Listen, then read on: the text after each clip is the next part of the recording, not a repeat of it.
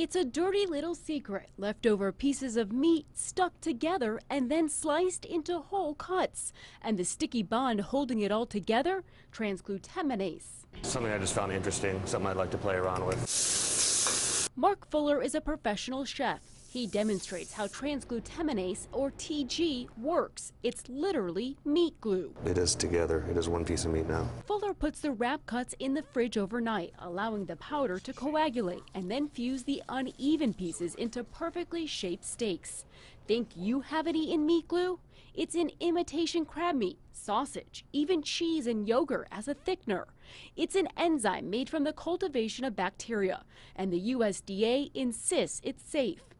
But experts like Dr. Bart Duell caution, fused meats need to be cooked to at least 165 degrees. That's the temperature of a well-done steak. Anything less? A rare cut or medium, it hasn't been heated to that temperature in the middle. So there's a small risk that you could get some kind of foodborne infection. Though Duell insists ground beef poses an even bigger risk because the meat has more total surface area where bacteria can grow.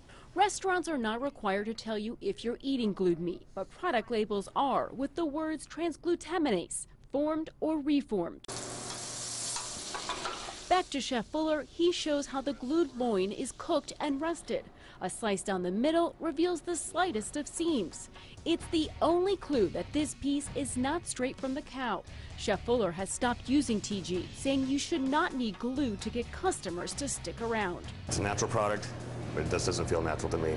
So what can you do as a consumer? Well, first, if you're buying meat, read the label. If you're in a restaurant, look for the seam, but it can be pretty hard to spot. And of course, you do have the right to ask your waiter if the restaurant uses the meat glue, and make sure you walk out if you don't like the answer. If you'd like to read more about TG and the USDA reports, go to newsnet5.com. On your side, Jen Stratman, News Channel 5.